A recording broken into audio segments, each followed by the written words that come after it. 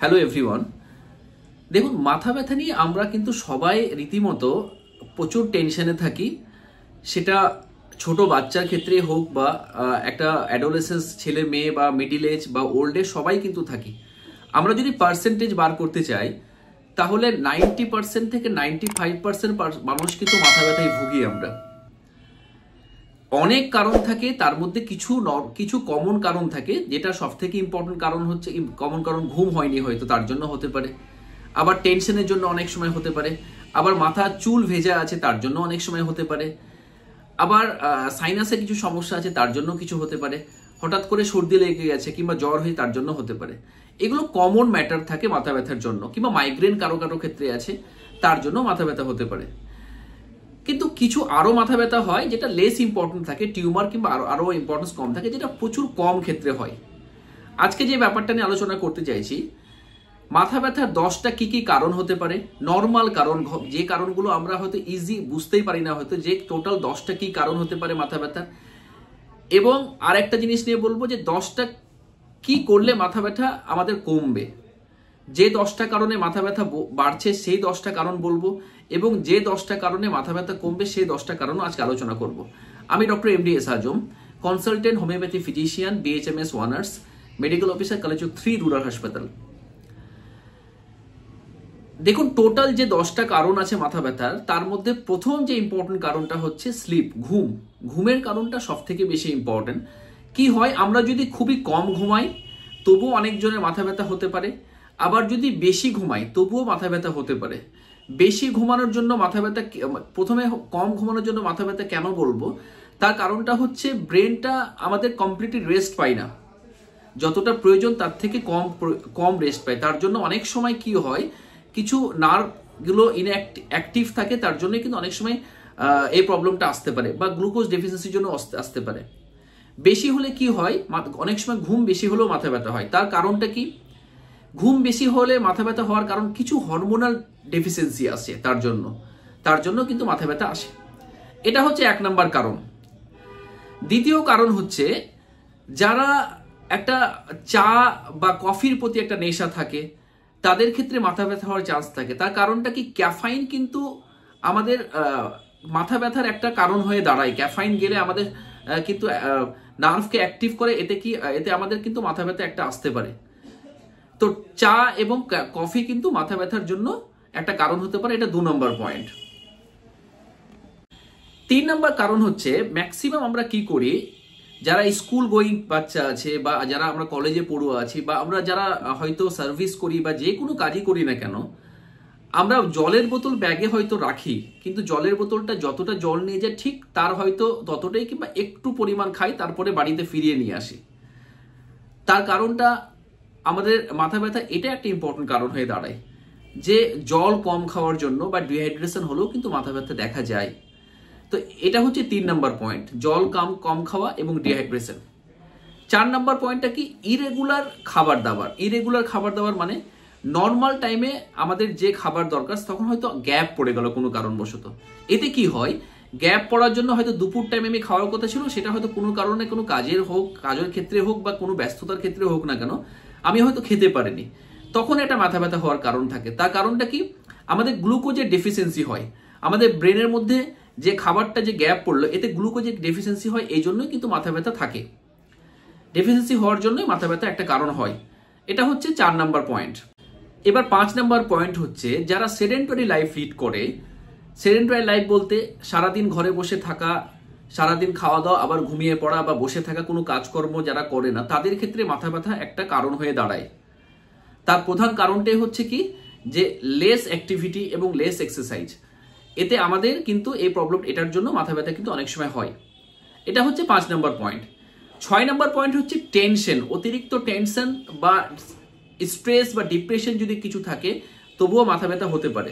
Tension টাইপের মাথা ব্যথা যদি থাকে তাহলে ম্যাক্সিমাম পেশেন্টরা আমাদের বলবে যে দুটো সাইডে মাথা ব্যথা হয়েছে এবং প্রচুর ভারী হয়েছে। এই ধরনের মাথা ব্যথা আমাদের নিয়ে আসে। যদি মাইগ্রেন টাইপের মাথা ব্যথা হয় তাহলে একটা সাইড অফ মাথা ব্যথাতে হবে, এক সাইড। তো টেনশনটা মাথা ব্যথা, পুরো মাথাটা ভারী, পেশেন্ট বলবে প্রচুর ওয়েট নিয়ে আছে মনে হচ্ছে মাথায়, ডাক্তারবাবু এরকম একটা হিস্ট্রি আমাদের দেবে। তো টেনশন টাইপ অফ মাথা ব্যথাটাও কিন্তু একটা ইম্পর্টেন্ট ফ্যাক্টর, এটা 6 নম্বর পয়েন্ট। এবার 7 নম্বর পয়েন্ট হচ্ছে হরমোনাল কিছু ইমব্যালেন্স যদি হয়, স্পেশালি কখন হরমোনাল মেয়েদের ক্ষেত্রে যখন যদি কোনো মেনার্কি যখন পিরিয়ডস স্টার্ট হচ্ছে বা পিরিয়ডস বন্ধ হচ্ছে মেনোপজেস টাইমে বা বিফোর পিরিয়ড, এই সময় একটা মাথা ব্যথা হতে পারে। ইস্ট্রোজেন প্রোজেস্টেরনের ডিসব্যালেন্সও একটা হরমোনের, তখন একটা মাথা ব্যথা কারণ আসতে পারে। ছেলেদের ক্ষেত্রে কি হয় বা মেয়েদের ক্ষেত্রে বোথ সেক্সের ক্ষেত্রে যদি থাইরয়েডে কোনো সমস্যা থাকে, হরমোনাল কিছু ডিসব্যালেন্স, থাইরয়েডে কোনো সমস্যা হয়, হাইপোথাইরয়েডিজম হোক বা হাইপারথাইরয়েডিজম হোক, তাদের ক্ষেত্রেও কিন্তু একটা মাথা ব্যথা সিমটম আমাদের কাছে নিয়ে আসে। তো এটা হচ্ছে 7 নাম্বার পয়েন্ট। এবার 8 নাম্বার পয়েন্ট হচ্ছে অ্যালার্জি কিছু রাইনাইটিস। অ্যালার্জিক কিছু রাইনাইটিস বলতে কি, আমাদের অ্যালার্জিক যদি বেশি হয় শরীরে, তখন কিন্তু একটা মাথা ব্যথা অনেক সময় সাইনাসের কোনো হয়তো দেখা যায় সাইনাসে কোনো ইনফ্লামেশন হয়েছে, তখন একটা মাথা ব্যথার কারণ হয়ে কিন্তু দাঁড়ায়। এটা 8 নাম্বার পয়েন্ট। 9 নম্বর পয়েন্ট হচ্ছে ইদানিং যেটা হচ্ছে অতিরিক্ত ব্রাইটনেস মোবাইল ইউজ করা বা কম্পিউটার সামনে লং টাইম ধরে কাজ করা, এটা একটা ইম্পর্টেন্ট কারণ হয়। তার কারণ হচ্ছে একটা চোখের সমস্যা হয়, আইসাইটের একটা প্রবলেম হয়, তখন একটা মাথা ব্যথার কারণ হয়ে কিন্তু দাঁড়ায়। তো অতিরিক্ত মোবাইল ইউজ বা অতিরিক্ত কম্পিউটারের সামনে অনেকক্ষণ বসে থাকলেও কিন্তু মাথা ব্যথা একটা হয়। এটা হচ্ছে 9 নম্বর পয়েন্ট। এবার 10 নম্বর পয়েন্ট হচ্ছে অল্পতে আমরা ব্যথার ট্যাবলেট যারা খাই তাদের ক্ষেত্রে সমস্যা থাকে, মানে অল্পতে হয়তো কিছু হলো, অল্পতে পেন কিলার খেললাম, তাদেরও একটা ইম্পর্টেন্ট কারণ হয়ে দাঁড়ায় মাথা ব্যথার জন্য, যে too many use of pain killer, তাদের ক্ষেত্রে একটা মাথা ব্যথা থাকে। টোটাল এই 10টা কারণ বললাম, আরো প্রচুর কারণ আছে মাথা ব্যথার, কিন্তু যেগুলো কমন জিনিস আমাদের ঘরোয়া হিসাবে যেটা হয় সেই কারণগুলো আমি তুলে ধরলাম। এ বাদে আরো প্রচুর কারণ আমাদের হয়, কিন্তু লেস সেটা ইম্পর্টেন্ট হয়ে দাঁড়ায়। তো এই টোটাল যে কারণগুলো আমি বললাম, এই টোটাল কারণগুলোই কিন্তু মাথা ব্যথার ম্যাক্সিমাম ক্ষেত্রে 90% ক্ষেত্রে কিন্তু মাথা ব্যথার কারণ হয়ে দাঁড়িয়েছে বা ম্যাক্সিমাম কারণ হয়ে দাঁড়ায়। আর একটা ইম্পর্টেন্ট জিনিস আমি বলা হয়নি, যে আয়রন ডেফিসিয়েন্সি, যদি হিমোগ্লোবিন লেভেলও কমে যায় তবুও কিন্তু একটা মাথা ব্যথা হয়। আয়রন ডেফিসিয়েন্সি অ্যানিমিয়া হলেও কিন্তু মাথা ব্যথা দেখা যায়। ম্যাক্সিমাম ক্ষেত্রে আমাদেরকে রুগীরা বলে যে ডাক্তার মাথা ব্যথা থাকে, বিভিন্ন রকম মেডিসিন প্রয়োগ করে আমরা দেখেছি বা চশমা দিয়ে অ্যাডভাইস করে আমরা দেখেছি, কোনো রকম ভাবে মাথা ব্যথা কমে না। তখন আমরা একটা ছোট্ট হয়তো হিমোগ্লোবিন টেস্ট করতে বললাম, দেখা যাচ্ছে হিমোগ্লোবিন লেভেলটা নর্মাল থেকে অনেকটা কম, তখন মাথা ব্যথা হয়। তখন আমরা অ্যাডভাইস করি যে আপনি আয়রন বেশি করে খেতে হবে বা আয়রন জাতীয় খাবার খেতে হবে। তখন দেখা যায় যে আয়রন জাতীয় খাবার বা আয়রন যদি আমরা বাইরে থেকে সাপ্লিমেন্ট দিই তখন কিন্তু মাথা ব্যথাটা কমে যায়। তো আয়রন ডেফিসিয়েন্সি অ্যানিমিয়া বা আয়রন লেভেলটা কমে যাওয়া বা হিমোগ্লোবিন লেভেলটা কমে যাওয়ার জন্য কিন্তু মাথা ব্যথা একটা ইম্পর্টেন্ট কারণ। স্পেশালি কাদের ক্ষেত্রে হয়, যারা স্কুল গোয়িং চিলড্রেন, যারা যেসব বাচ্চারা স্কুলে যায়, স্পেশালি মেয়েদের ক্ষেত্রে হওয়ার চান্সটা বেশি থাকে। তার কারণটা হচ্ছে মেয়েদের আয়রন ডেফিসিয়েন্সি অ্যানিমিয়া হওয়ার চান্স সব থেকে বেশি থাকে।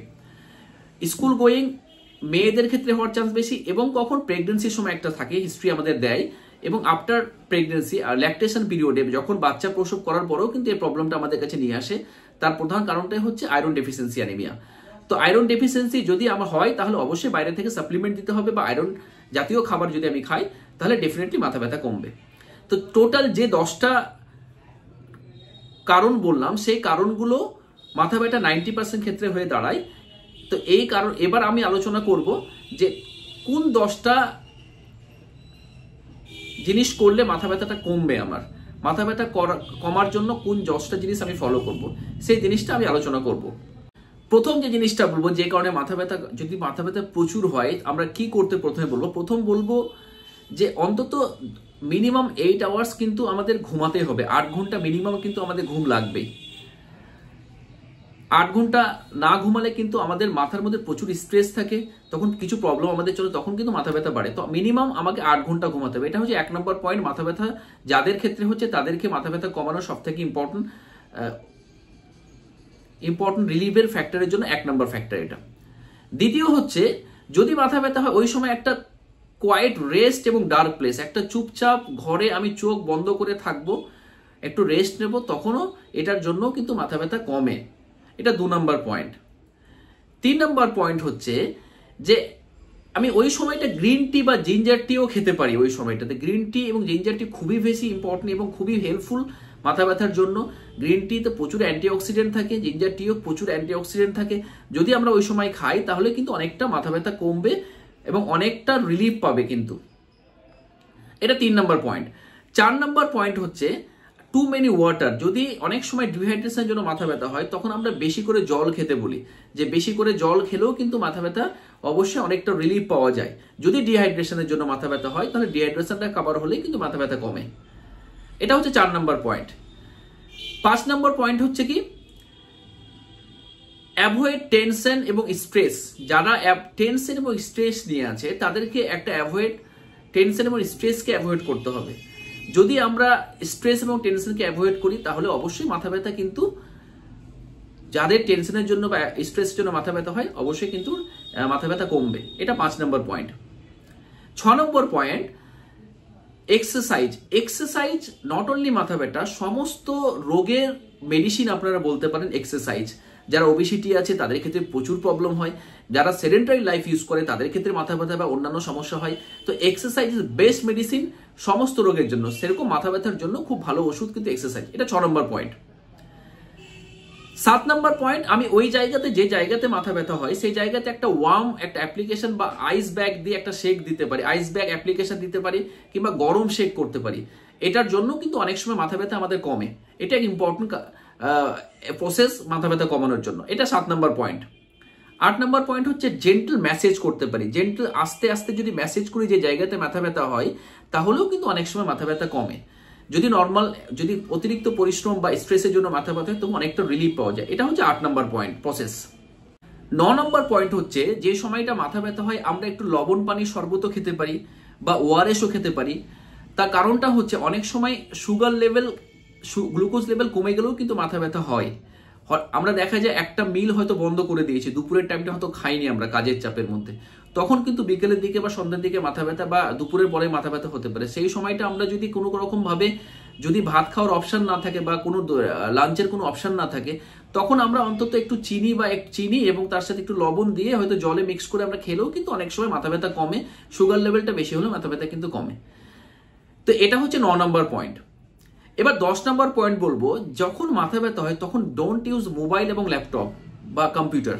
ওই সময়টার জন্য অন্তত কম্পিউটার বা মোবাইলটা অফ রাখতে হবে, কিছুক্ষণের জন্য কোয়াইট প্লেস এবং চুপচাপ চোখ বন্ধ হয়ে থাকতে হবে, তাহলেও কিন্তু মাথা ব্যথা কমে।